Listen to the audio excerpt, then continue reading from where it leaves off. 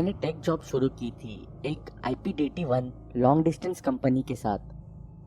वो कंपनी अब बंद हो चुकी है, पर पता नहीं कैसे वो इतना ज़्यादा बिजनेस कर पाई जब तक थी। वो एक पिरामिड घोटाला था, बट शुक्र है मैं IT डिपार्टमेंट में थी, तो मुझे कुछ बेचना नहीं पड़ता था। वो एक टिपिकल छोटा टेक सपोर्ट वाला कॉल सेंटर था। कस्टमर्स कॉल करते, वर्जन क्वेस्ट वाले कॉल करते थे और कहते थे DT1 लाइंस डाउन है और आउटेज हो गया है।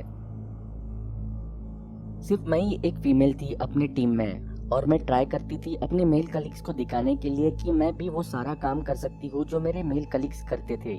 इस बात को ज्यादा समय नहीं लगा था, मेरे कस्टमर्स ने मुझे रिस्पेक्ट करना शुरू कर दिया, क्योंकि मैं बहुत आराम से सब काम संभाल लेती थी। अपने आप को प्रूव करने के बाद मैंने डिसाइड किया कि मैं रात की 10 घंटे वाली नाइट शिफ्ट करना शुरू करूं। मैं वेडनेसडे से सैटरडे को दोपहर 1 बजे से रात को 12 बजे तक काम करती थी, और 1 घंटे का बीच में ब्रेक टाइम होता था, और 6 बजे के बाद मैं पूरी बिल्डिंग में अकेली होती थी। 6 बजे ऑफिस से निकलने के टाइम पे तो फिश मार्केट बन जाता था। मैं उन्हें ब्लेम नहीं करती, पर मेरे लिए 3 दिन का ऑफ 2 दिन से बेहतर था। जैसे कि मैंने बताया, मैं अकेली ही होती थी, मुझे ईमेल्स पे नजर रखनी पड़ती थी और सारे कॉल्स आंसर करने पड़ते थे। ये शिफ्ट थोड़ी स्लो होती थी। इस टाइम में वीडियो गेम्स, रीडिंग, स्कूल का काम और राइटिंग का काम किया करती थी, और कभी कभी मेन बिल्डिंग में इधर उधर घूम लेती थी अपने डेस्क के काम से थोड़ा ब्रेक लेने के लिए।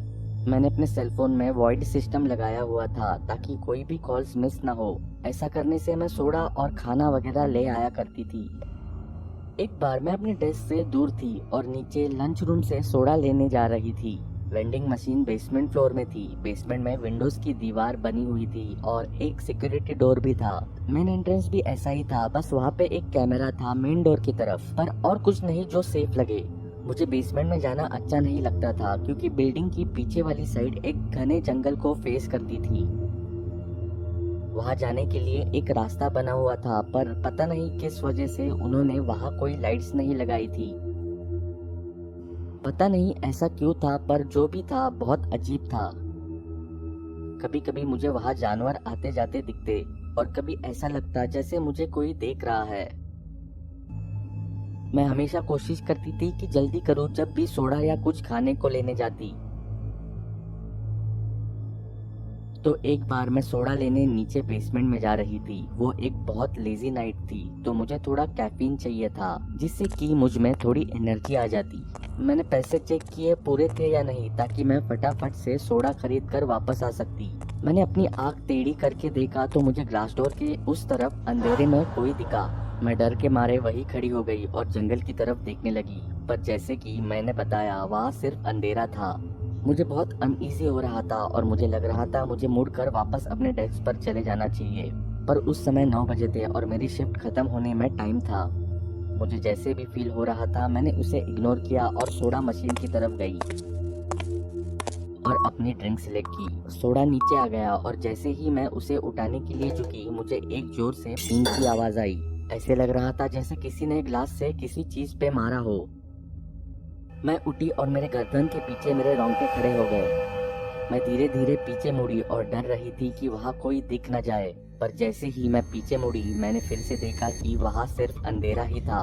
मुझे लगा ये मेन फ्लोर पे जाने का अच्छा मौका था। मैंने लिफ्ट की वेट नहीं की और सीढ़ियों से भाग के ऊपर आई। मेरा दिल ऑलरेडी जोर से धड़क रहा था कि मैं वहाँ गई ही क्यों, और फिर वो जोर की आवाज और अब 2 फ्लोर सीढ़ियों से चढ़ना। मैं अपनी चेयर पर वापस आई और अपने आप को शांत करने की कोशिश की। मैं एक बिल्डिंग में थी जिसमें दरवाजे बंद थे और केबिन्स भी।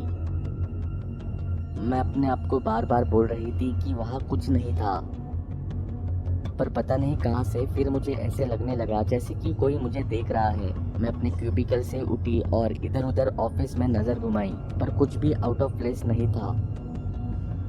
फिर मैंने बिल्डिंग के फ्रंट की तरफ देखा।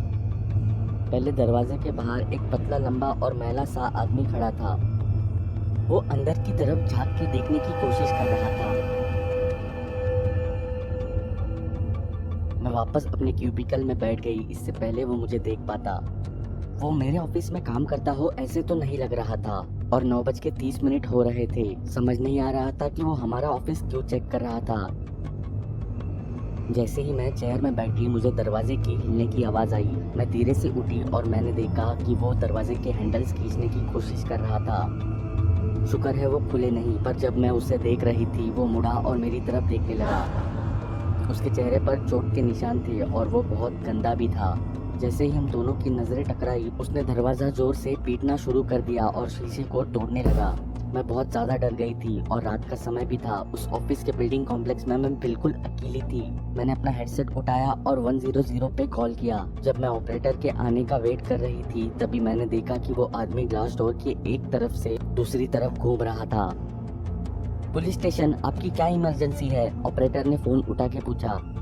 मेरा नाम समंता है और मैं स्पेक्ट्रम आईटी सर्विसेज बिल्डिंग में काम करती हूँ। मैं चाहती हूँ कि कोई आकर देखे। यहाँ एक आदमी मेरे ऑफिस बिल्डिंग में घुसने की कोशिश कर रहा है। जब मैं उससे बात कर रही थी वो आदमी वहाँ से गायब हो गया। मैंने सब तरफ देखने की कोशिश की पर वो मुझे नहीं दिखा। मुझे पता था कि वो ऐसे ही नहीं चला जाएगा। वो इतनी जोर से दरवाजा पीट रहा था और फिर एकदम से एक बहुत बड़ा पत्थर कहीं से आया और दरवाजे पर जोर से लगा। मैं चिल्लाई और अपने डेस्क के नीचे छुप गई। ऑपरेटर ने पूछा कि अभी क्या हुआ और मैंने बताया कि एक बड़ा पत्थर दरवाजे पर आके लगा। उसने पूछा कि ग्लास का दरवाजा इतना टूट गया है कि वो आदमी अंदर आ पाए। मैं देखना नहीं चाहती थी पर ऑपरेटर ने मुझे देखने को कहा ताकि पता चल सके कि वो आदमी कहाँ है। मैंने अपने डेस्क के नीचे से क्रॉल किया और डेस्क के ऊपर छुप के देखा कि पहले वाले दरवाजे में एक बहुत बड़ा क्रैक आ गया था। मैं डर के मारे सीट पर बैठ गई और ऑपरेटर से रिक्वेस्ट किया कि पुलिस को जल्दी से भेज दो।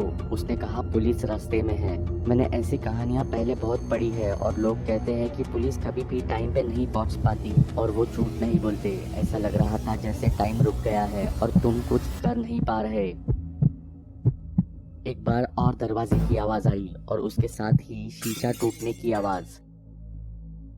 मेरे बिल्डिंग्स के पास सायरन्स की आवाज आने लगी। मेरे कानों के लिए ये संगीत ही था। मैंने ऑपरेटर को बताया कि पुलिस आ गई है और उसे थैंक यू बोला। मैं उठी और मैंने क्यूबिकल वॉल के ऊपर देखा। वहाँ रेड और ब्लू लाइट्स फ्लैश हो रही थी पर मुझे वहाँ वो आदमी नहीं दिखा। दरवाजे के ऊपर वाला हिस्सा पूरी तरह से टूट चुका था और वो पत्थर एंट्री करके अंदर की तरफ पड़ा था।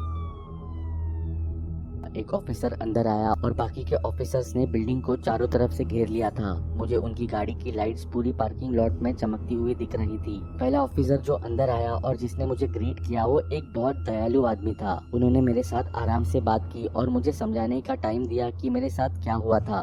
फिर मेरे बॉस आ गए और उन्होंने मेरा हाल पूछा और ऑफिस का नुकसान भी देखा। मेरे हस्बैंड को भी कॉल किया गया था और मैंने उन्हें बोला कि मुझे ऑफिसर्स घर छोड़ देंगे। मैंने थोड़े दिन के लिए छुट्टियां ली और दूसरी जॉब ढूंढने लगी जहां मुझे रात को काम ना करना पड़े।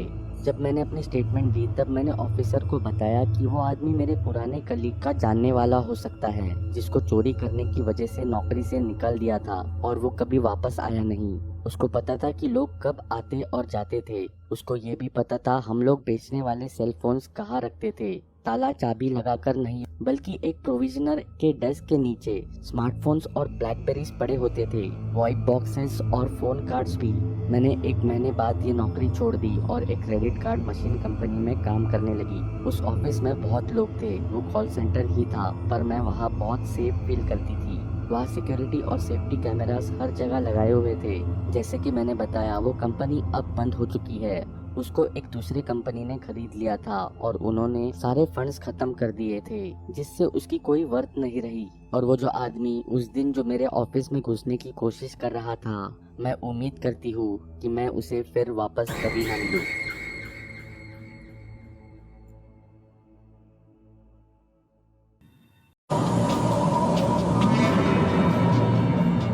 मैं वो रात कभी नहीं भूल सकता। जिस पिज़्ज़ा शॉप में मैं काम करता हूँ वहाँ पे मेरी शिफ्ट ख़त्म हो चुकी थी। मैं रेडी हो रहा था घर जाने को, तभी वो फ़ोन बजा। उस रात काउंटर पे मैं ही अकेला काम कर रहा था तो मैंने ही फ़ोन रिसीव किया, लेकिन कोई बात ही नहीं कर रहा था इसीलिए मैंने फ़ोन रख दिया। कुछ 1 मिनट बाद फिर से वो फ़ोन रिंग हुआ। मैंने फ़ोन रिसीव किया, तभी भी साइलेंस ही था। मैं फ़ोन फिर से रखने ही वाला था तब मैंने एक कोल्ड और वीक साउंड सुनी फ़ोन से। वो आवाज़ किसी ओल्डर वुमन की थी। उसने कहा उसे रेगुलर चिकन पिज्ज़ा चाहिए। मैं फ़ोन पे तो शांत रहा, लेकिन अंदर से तो मैं उस बूढ़ी औरत को गालियाँ दे रहा था। मैं अपनी शिफ्ट ख़त्म करके घर जाने ही वाला था, तभी उसका फ़ोन आया था। मैंने अपने बॉस को कहा कि कोई तो पिज़्ज़ा डिलीवरी ऑर्डर कर रहा है। मेरे बॉस ने कहा मुझे वो पिज़्ज़ा डिलीवर करना होगा। पहले तो मैं बहुत अपसेट हुआ, लेकिन मैंने सोचा कि मुझे इसका टिप भी मिलेगा, और बूढ़े लोग बहुत ही ज़्यादा अच्छी टिप देते हैं। मैंने एड्रेस नोट डाउन किया और मैंने उसे कहा कि मैं वहाँ पे जल्दी आ जाऊँगा, लेकिन उसने पहले से ही फ़ोन कट कर दिया था। वो काफ़ी स्ट्रेंज था और रूड था। मेरे बॉस ने मुझे डिलीवरी के बाद घर जाने को कहा, क्योंकि वापस आने तक तो पिज़्ज़ा शॉप बंद हो चुका होगा। तो कुछ 11 बजने से थोड़ी देर पहले ही मैं अपने गाड़ी में बैठा और पिज़्ज़ा डिलीवरी करने के लिए निकल गया। दिए हुए घर का एड्रेस काफ़ी शांत जगह पे था। GPS की मदद से मैं एड्रेस लोकेशन पे पहुंचा। वो काफ़ी शांत और 1 फ्लोर का घर था। मैंने पिज़्ज़ा उठाया और घर की तरफ चल पड़ा। वो घर की सभी लाइटें बंद थी। मैंने बेल रिंग की इसी होप में कि दिया हुआ एड्रेस गलत ना हो, लेकिन रिंग को किसी ने आंसर नहीं किया। मैंने फिर से डोर बेल रिंग की, लेकिन अभी भी किसी ने आंसर नहीं दिया था। मैं अभी वहाँ से निकलने ही वाला था, तभी मैंने अपना सर राइट साइड में घुमाया और मैंने देखा कि वहाँ पे खिड़की पे कोई खड़ा है। मैं पहले तो काफ़ी डर गया, फिर पीछे हुआ, फिर उसके बाद मैं इवेंचुअली उस खिड़की के पास गया उस इंसान को देखने। वो एक बूढ़ी औरत थी, मिड 70s में। वो एक ब्लैंक एक्सप्रेशन के साथ मेरी तरफ स्टेयर कर रही थी। विंडोज़ के थ्रू मैंने चिल्लाया कि उसका पिज़्ज़ा मेरे पास है, लेकिन उसने कुछ रिस्पॉन्ड ही नहीं किया। इसलिए मैंने और भी चिल्ला के कहा। तभी उसकी फेस पे एक बड़ी सी स्माइल आई। वो स्माइल कोई जेन्युइन स्माइल नहीं थी, वो काफ़ी क्रीपी और डरावनी स्माइल थी। मुझे आज भी उसकी स्माइल और वो एक्सप्रेशंस याद है। मैंने डिसाइड किया कि मुझे वहाँ से निकल जाना चाहिए, तो मैं वहाँ से निकल गया और अपने कार में जाके बैठा। पिज़्ज़ा को मैंने पैसेंजर सीट पे रखा। मुझे लगा कि मुझे ये सब अपने बॉस को इन्फॉर्म करना चाहिए। मैंने मेरे बॉस को टेक्स्ट किया और मैंने कार चालू कर दी।